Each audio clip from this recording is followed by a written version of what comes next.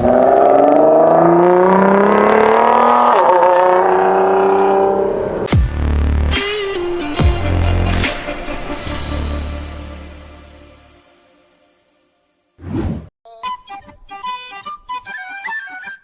家好，又是 Eden， 不是一个车评，只是 POV， 欢迎回到来我的 Part 2影片。那如果你们有看我上期视频呢，其实我是拍了一个 Vlog， 关于我跟电动车的生活。欢迎回到来 Walk Around 系列了哈。非常感谢比亚迪 Belakong Winghin Ventures 的把这辆车借给我5天，这样子我才可以熟悉这辆车嘛，对不对？我才可以讲得更深入一点。那首先我来说一下这辆车呢是有一个 Remote Start 的，你只是需要按99这个button。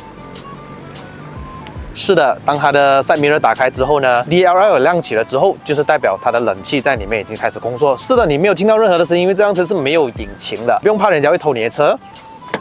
锁门的，你要么就用钥匙开，要么就用这边有一个 touch button。听到吧？冷气已经在里面开始运作了的。这辆车的椅子是皮革座椅的。那今天这辆车是 Extended 的 Variant。这辆车有2个等级啦。第一个等级叫 Standard， 满电的情况下呢，它可以行驶的410公里。如果是这辆是 Extended Version， 它可以行驶480公里满电的时候，最高支持80瓦的充电。低配的那个呢是70瓦的。如果 AC 的话，可以到7到8 kW 啦。用了这样3天以来呢，其实我很享受一下那个快充了。慢充的是太不行了哈。可以用你的钥匙来打开这个车尾箱，但是当然要没有打开电的情况下啦，不然的话呢，你可以用你这个 touchpad 在这儿，电动尾门，对吧？410公升的尾箱空间，但是我个人认为它是比较小的啊。没有备胎，还有 tire repackage， 还有这一个袋子里面呢，就是家里用的 3-pin plug 啦，那种充电，但是很慢的，跟你说，这里就有一些储物空间啊，还有一个灯在这里啊，还可以做椅背倾倒，但是我们要在前面按。这里有2粒按钮啦，这个按钮按下来之后呢，当电动尾门关起了之后，所有的门都会锁起来的，这个只是纯粹关门而已啦。那晚上的时候呢，这个无缝口热是非常的漂亮的哈，你们相信也在 vlog 里面看得到的啦。这辆车的尺寸呢是比 X50 还要大一点的，但是你不要看它这样哈，它的车身重量呢1750公斤，差不多1.8吨了的。轮胎呢是用这 Atlas 的 Batman 215/55R18寸的。坦白说，这个轮胎没有很抓地了哈，但是你为了省电，没有办法，你就是要用这种 EV 的轮胎。后面有刹车卡钳，大概是这么大而已啦。前面也是一样的尺寸啦 ，Atlas Batman A51，前面有一个大的 Single Box 刹车卡钳，大概是这么大。这辆车买到了之后，你不用说什么 performance 啦，它其实也不是专攻 performance， 它的续航还不错的哈。前面的脸呢，我觉得很像新款 Harrier， 也像保时捷这样，我认为是非常的好看的，不知道你们怎么想？只是那个 BYD 字比较大，所以它的家族设计就是这样子，是见仁见智啦。这一个，那我觉得这辆车卖这168千左右，在这个价位里面，你可以买到这样的空间、这样的动力、这样的续航，我觉得是很物有所值。这里就有的充电，这个打开了之后就是 AC 啦，我们所谓的慢充，可以最高支持7到8 kW。如果你是 DC 快充的话，它是上面跟下面这一个的哈。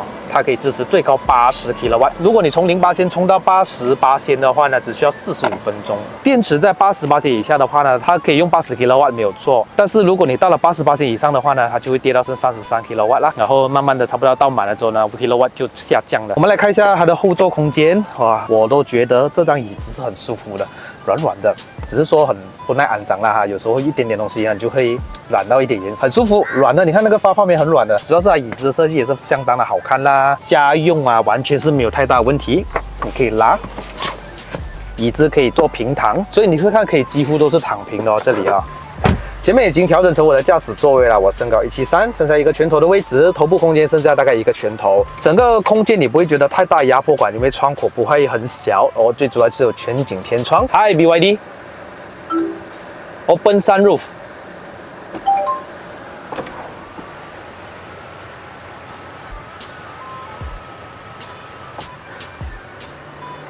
如果要关闭的话，你可以用声控之外呢，手动啦哈，这样子。那这里的灯也是很有诚意哈，touch 的，触摸式的，我觉得很好啦。前面也是一样，整个椅子看起来蛮动感一下哈。那这里有气氛灯啊，你可以换64种颜色。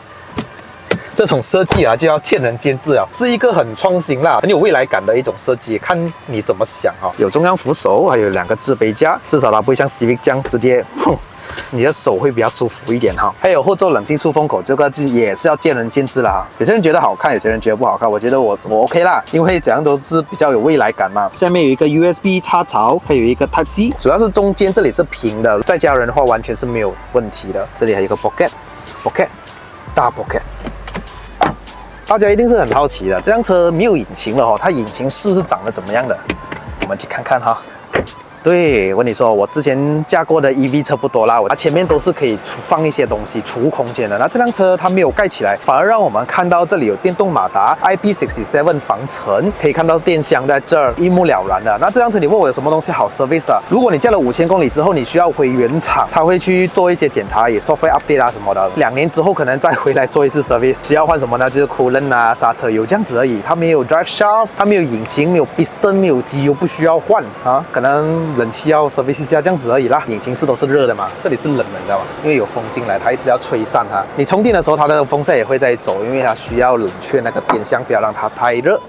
哦，你看关起来挤收了一下的，你看到那个内饰哦，很好看，是不是？其实有一点缺点的。当你摸下去这一块的时候呢，你以为是真皮哦，但是摸下去是应该是人造皮来的。你会摸到里面会有一层 plastic， 那外面就是薄薄的一个皮这样子，可能你摸起来没有这样好摸啦。但是晚上看的时候是好看的，因为有气氛灯嘛，好像海洋公园的设计这样子。4个窗都是一键上下的，没有错，还可以用声控哦。有一个我不明白为什么要这样子设计啦。4个门都不一样声音哦，因为它拉的紧度都不一样嘛。如果是给小孩子的话哦，这边玩，不懂会玩断没有啦。你一开门的话，你会发现到这边有一个防泥板啊，这是很少在这种 compact SUV 看得到的。电动座椅啦，我可以说我第一次坐在这辆车的时候，我都觉得内饰是相当好看的。我不知道你们怎么想啦，可能有人吐槽这个，看个人怎么想。那这辆车有无线充电，但是我第一天上去的时候是可以用的，但不知道为什么从下午开始就不能用了。然后它可以，其实在主机里面哦，你可以打开这个wireless charging， 我已经打开了，看到吧？你看我用哦，它的 wireless charging 是不能用的，我不知道为什么，用不到。这个 start button 我觉得很好看啊，因为它是好像钻石这样子的。电子挡挂 ，P 是按这儿，然后还有 light。parking sensor 啊 blind spot monitoring 啊 auto hold 啊，那这个就是调它的电能回收啊，它有2个模式，一个 standard， 一个 high， 也就是说当我在松开油门之后呢，它就会回收那个电，所以我就不需要刹太多的车，尤其是下山的时候是相当好用。还有多波缓降驾驶模式，有 eco standard， 还有 sport front defrost， 如果大境有雾的话，这个很好用哦。aircon on off， 还有 auto， 音量按键这边按，然后还可以关掉主机这样子哦。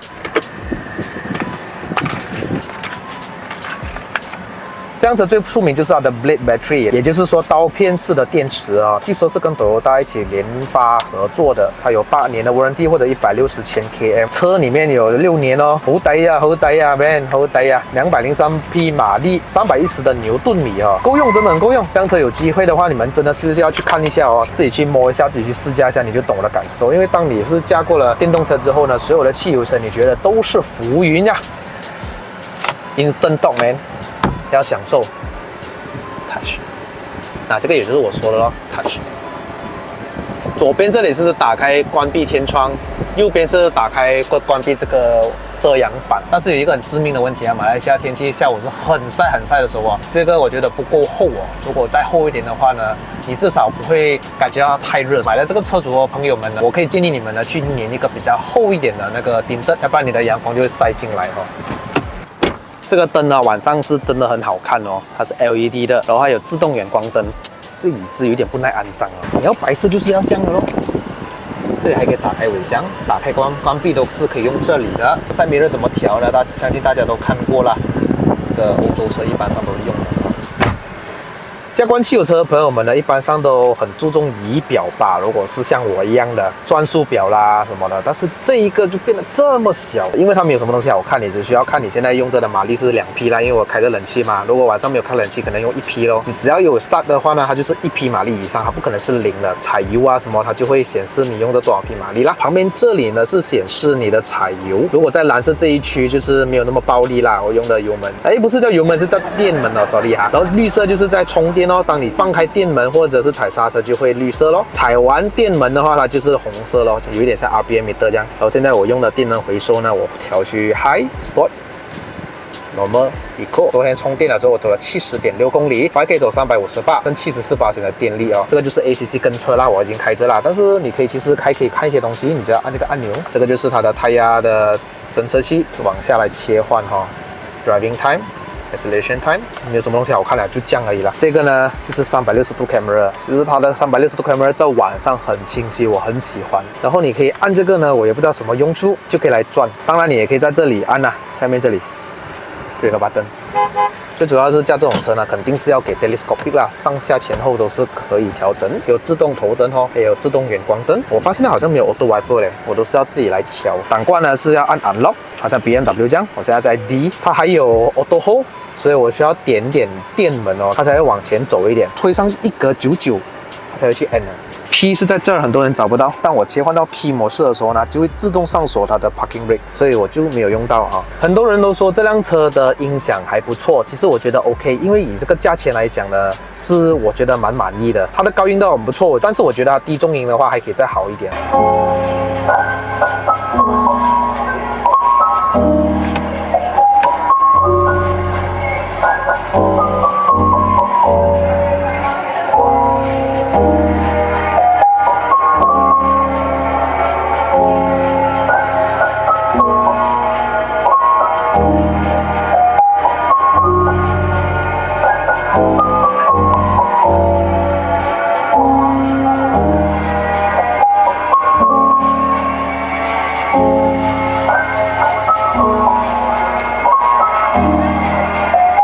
有6粒喇叭，那这辆车有6颗安全气囊之外，还有膝盖的气囊是给 driver 的，所以它总共有7个啦。安全配备没有什么好讲了，它已经5星的 Asian Cap， 然后有 ACC 跟车、自动刹车都有到完，而且它的 ACC 是 Stop and Go 的哦，到停为止的。方向盘是可以调整 Comfort and Sport， 当你在行驶高速的时候呢 ，Sport 就是方向盘会比较重一点，就是男人会比较喜欢 Sport。在一些市区方面驾驶的时候呢，我很喜欢放 Comfort， 上高速我才放 Sport 啦。Brake Assist 方面呢，就是 Comfort 就是很舒服的刹车 ，Sport 就是会比较敏感一点啦。电动车很多电子的东西是可以调整的。Ambient Light 方面呢，你可以调整64种颜色，还有 Apple CarPlay， 因为我没有带到 USB 来，我只是带 Type C 来罢了哈。这辆车的下面这里呢，它有一个 USB 的接口 ，Type C 的接口，还有一个 Power Socket， 还有空间可以置放你的东西，像以前的 CVFC 这样。可是我觉得不够大，因为要不是我的 Fold 4比较窄，我可以放得下。iPhone 就比较难哦，讲真的。然后有一个手扶箱。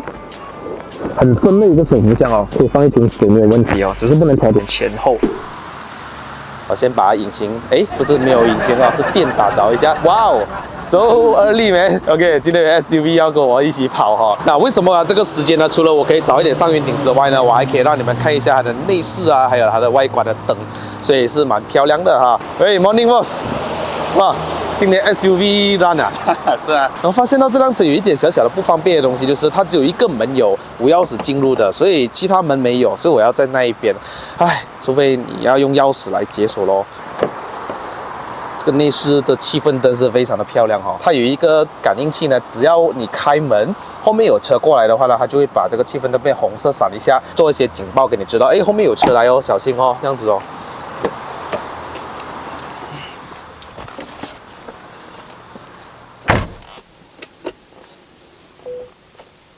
直接切换到 D 哈，它就可以解开这个手刹，电子手刹了哈。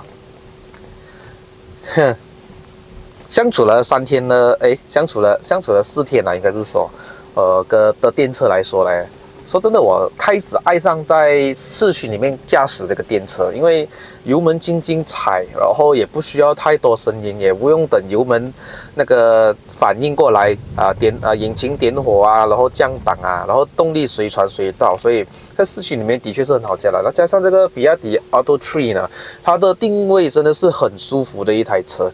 我还没有驾过马来西亚卖的最便宜的 Aura Good Cat 啊，那个我觉得很小辆啦，但是来到这一个比 X50还更大辆的Compact SUV 呢，这样其实很蛮值得买的。它的售价是在168千左右，你可以得到满电的情况下可以走480公里的，然后它的快充呢最高可以支持80瓦的，所以是蛮快的。我这4天下来的话呢，我总共充了2次电而已哦。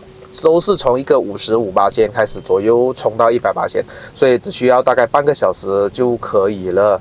然后你看看，我都不用踩多油的，然然后这边的这个仪表呢，我就是没有放那个 camera 在这边，为什么呢？因为它只有速度，还有就是 HP 给你显示一下你现在是用的多少匹马力，然后电量是多少，基本上没有什么东西好看，所以我就选择不放了哈。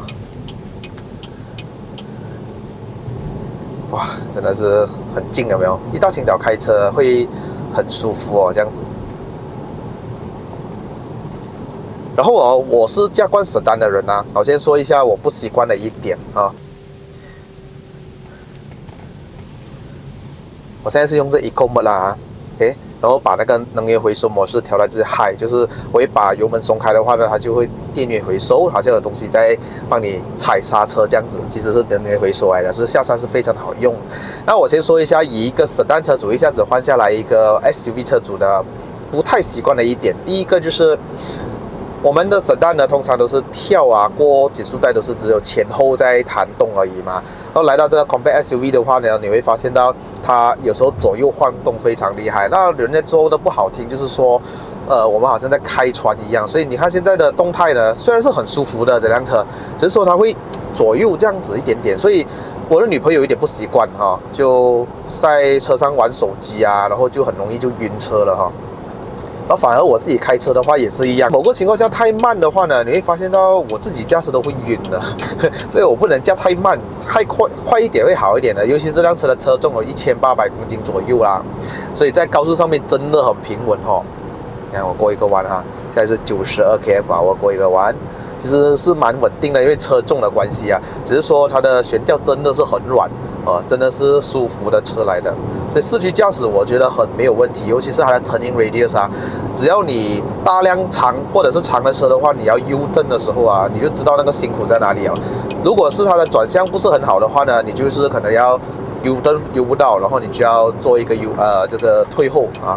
这辆车基本上哦，你停车完全都很好，把方向盘摆完呢，它的这个幅度很大哈，真的我是喜欢一下的。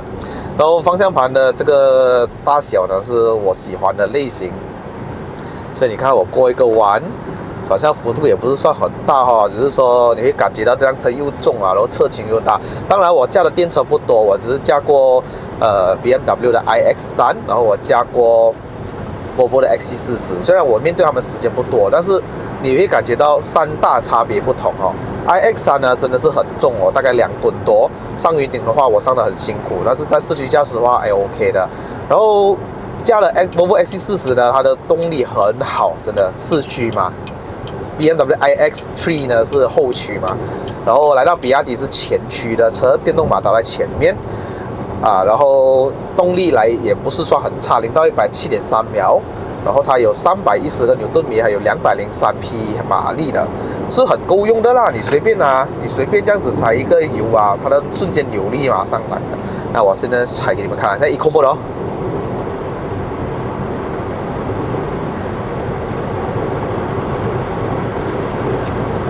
电车呢的优势不是在于它的高速、极速啊，它的这辆车的极速我已经试过了。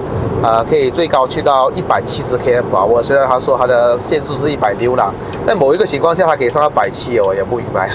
然后，最主要就是它前段加速方面啦哈。然后电车呢有一个技巧的哈，你不要以为你开高速就省电，就好像我们家的那个普通的汽油车一样，或你的 CC 大在高速上面的话就很省油，有没有？但其实这个电车不是这样子的，你越走越快的，它越耗电哈。虽然说他说充满电的情况下可以走480公里，但是如果你去，我相信你去的马六甲一趟哈，好像应该是去到那边剩下不懂18%、28%罢了，因为我们高速上面不可能是真的开90吧，一路上啊。然后如果你在市区驾驶塞车啊，电车就是优势了啦，真的你很难看见它会跌一个%啊。然后我的这个电量呢是昨晚充满电的，然后我载我女朋友回家，然后回到我自己家，我用了18%的电，然后我今早上一打开这个电的时候呢，它竟然少了1%哈，然后我不知道为什么啦，好像我们手机这样可能过来一个晚上哈，它可能会少一个1%这样子，虽然我没有用到它啦，所以现在我的电呢是在86%，都说了哈，你开得越快越耗电哈，所以希望啊，云顶下来没有问题啦哈。我相信云顶下山的时候，我是一般上充电会多一点啊。58%油门，应该是说电门哈。现在是127 HP 哦。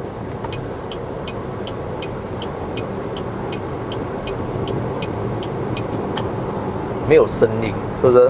没有引擎声，你只听到风噪跟胎噪，就这样。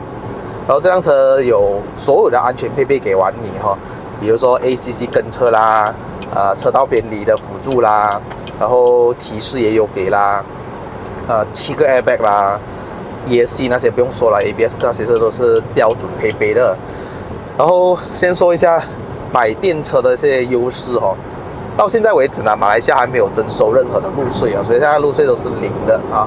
然后再来，我发现到电车在马来西亚真的不多，所以如果你要充电的话呢，虽然充电站也不多，有时候没有办法的情况下，人多的情况下，你还是要等待人家充完了才到你啊。当然，你可以去找一些地方哈，你可以通过一个 app 叫 Plug Share 下载了之后呢，你就可以知道哪里有的充电，然后哪里有快充，这样子需要多少钱。然后，sorry CJ， 我拿你的 line 一下，是一个 corner。OK， 然后只要你找到快充就是 OK 了的。我基本上不用花太多的时间，我可能在那边喝一个茶，打一个游戏还是什么样，我已经是这辆车已经是搞定充完电了的。然后最主要就是它有特别的 parking 特别停车位给我们的电车哦，就好像我们去购物商场啊。通常我们为了照顾电车用户的这个位置的话呢，还会请一个 security guard 保安在那边站着帮你们看车这样子谁不是电车绑进去然后就要重拉这样子，然后在万我大妈也好，哪里都好基本上我的车很安全有人在看，然后位置也不用太特别去找，因为他们有特别的位置给电车，所以我觉得这是一个优势啦。然后通常我驾什么 Bentley 出去哇，那些人的目光是可以看着你的，因为你驾的是豪车，驾 S Class 这些都是豪车，人家会看。然后我驾比亚迪呢，我花一个168千左右我也是买得到这样子的体验这几天下来，我一直驾出去跟朋友喝茶也好，打球都好，就当做我平常生活用的车哇，我跟你说，那个回头率真的是高到哇，没有声音的，人家会很好奇怎么这个车没有声音？有一个嗡嗡声，你在30 km/h 以下的话呢，它会有那种发出一种声音，是外面的喇叭传出来的。它其实目的是要让路人知道，其实我后面一个电车正在行驶着，请你注意一下。但是马来西亚人很少有听到这种声音，所以他们会回头一望，望了之后他们会很好奇，哇，怎么这个车这样奇怪的电车在这个时代，马来西亚我觉得在 KL 里面是基本上没有问题的啦然后你在家里可以设立一个充电塔之外，你在外面得到快充，其实也不用耗太多的时间你看我这样子维持的120，是不是我的电量刚刚86，现在83了都，所以你看它跌得很快所以油门电门就不要踩得这样深那我如果是一直绕它的话真的是你会看到那个电一直在下降，就好像你的手机在打游戏一样OK， 这个地方呢，通常是可以尝试到这个路不平它到底的悬挂系统会多舒服。你看，平常我驾 adjustable 的车，在这个路已经是现在没有很舒服。这辆车的优势高速没有问题，真的很舒服了。然后加上你载满人跟你载一个人，没有什么太大分别，它扭力就在那边，就好像你今天驾柴油车一样隔音好你看我现在121了，风噪不是很大，真的。然后最主要胎噪也没有。这种电车的话，他们用的轮胎好像都是比较特制的，要用 EV 轮胎，要达到省电的模式轮胎建议充250的这个磅数。发现在我拿车的时候呢，它比较低，所以我觉得那个车不是没有力，但是我把它4个轮充饱了之后哇，比较轻松驾了当然那个车也比较跳一点因为比较饱了嘛。然后在那个车的轮胎是用在 Atlas Batman， 是一个中国轮胎。坦白说啦，这个轮胎真的有一点不行它的扭力大的情况下呢，你0到100加速它会打漏you know 你要关掉 ESP 是这边的那个防滑系统OK， 踩油踩电这个 ACC 跟车你需要按这个 set set 好了之后呢，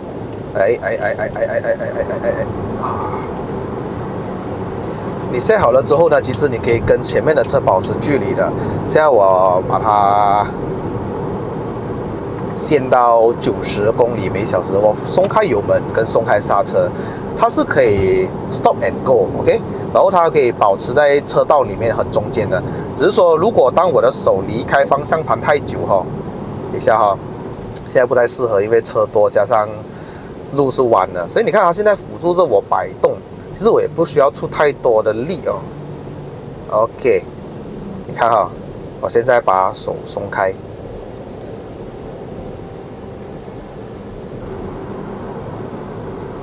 那开始要给提示了，这是我驾过最大声的车。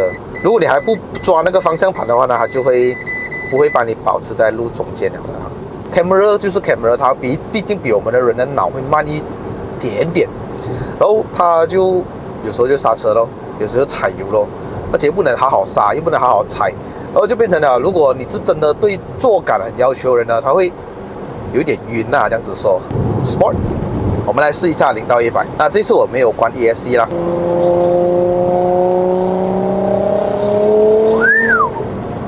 GTR， 哎，你看我一松开油门，有没有？它减速减得很快，这个就是能源回收，我调的 high， 然后它就会减43 HP 啊，40多 HP， 越快的话减的越多。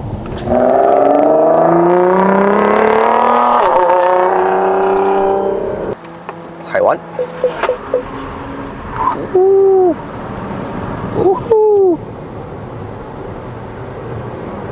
100，我们来试一下最高极限哦，可以去到多少？说是说160啦。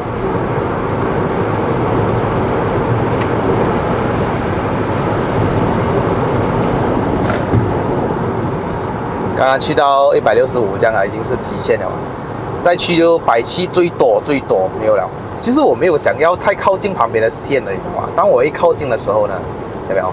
啊，方向盘呢，它会给你一个震动，这个震动就好像有人在敲你方向盘，咚咚咚。跟你讲，喂，不要太靠近旁边哦，会撞到旁边这样子。所以有时候我不是太刻意，也不是很靠近，他就给我这样子，我觉得很烦耶。这个方向是看见仁见智啦。啊，如果是像我们这种老司机的，是不太喜欢这一种，还是喜欢没有太多的这个限制，没有太多的这种安全配备啊，基本的 ESC 啊、ABS 啊、airbag 啊有就好了，驾驶由我们自己来做哈。哇，现在78%哦，我不知道上云顶会怎样，我会用到剩多少%？有一个不好的地方就是你的手机啊要下载蛮多的 app， 因为它不是每个充电站都共用一个 app 的，可能你去到 Petronas 里面它是用 Zoom Charger， 可能你去到那个什么稍微比较没可能啊，是用这另外一个叫什么啊这样子，所以要充电你要用几个，然后你要找 Plug Share 里面附近啊哪里是有的充电啊 Parking Park 啊这样子都有。然后这个是唯一一个缺点，那要下载很多啦。Plug Share 里面也会显示着它充电需要大概多少钱。那我之前第一次充电快充呢是在 Petronas 那边的啦，它是以分钟来计算的 ，OK， 然后1.21分钟，头呢80%以下的话呢，还可以用到50 kW 的充电，很快。但是一到80之后呢，它就像手机一样，它就会把那个 kW 下降来保护电池，不要让它这么快。所以呢，它就慢慢充到80，慢慢充33 kW， 慢慢充到满的时候呢，剩下一个10多 kW。所以它真正浪费时间是在80%以后，所以变成我要以时间来计算来付我的这个费用，所以那时候我是充了23 kWh， 而我总共用了差不多整40分钟，我有所付的钱40多块。然后第二天呢，我又从一个55%这样子充到去100%，那个是在三威的 X Park 那边，我那边就便宜哦，它是以 kWh 来计算。不管你充多久都好，总之它是计算你 kWh， 我就用了半个多小时的时间，从55%充到100，然后我就只付了30多块，我觉得这个更值得嘞。所以等一下我上了云顶之后，我下来哈，我会去三威 X Park 那边再去充，因为很靠近我的家，100多过弯，还不错的其实，底盘都很 solid 有没有？我很喜欢这几天驾下来的话，就是它的这个避震器啊，除了软啊，它真的是很 solid。扎实，不会觉得松松软软的。好像散掉这样，因为它整辆车的底盘的造构真的是为电车而打造，所以你不会感觉到好像怎么好像车身上面是重的，下面是轻的感觉哈。哎呦，我都要走这个路中间，终于到山脚了。所以下个影片呢，老铁们都知道我都会把它给开上云顶。虽然这辆车真的不是 Sport 的这个定位，真的是舒适来加的。你踩油啦，拜托跟巴士一样速度嘞，真的。阿德，你为什么要弄到人家尴尬？哎呦，巴士想要超你都难哦，人家巴士扭力高啫，马力不高嘛。哎呦，踩油 please。真的是，太慢了。好啦，我们就下个影片再见啦！还没有关注的朋友们，记得快点去 subscribe 这个 channel，like and share 给你朋友。电车上山的影片虽然不多，这是能够拿一个体验也不错哦。到底 Auto Tree 会是怎么样哦 ？Alright， 好嘞，本节视频就到此结束，希望大家会喜欢啦啊！哇，今天很多朋友一起跑山路哈。Alright， 嘿呀。Morning， 哇，冷冷哦，今天爽哦。OK， 好了，各位哈，影片就到此结束。如果喜欢看我的影片的朋友们呢，不要忘了按赞、订阅、分享、打开小铃铛。我们下一集的 POV 再见 ，Goodbye。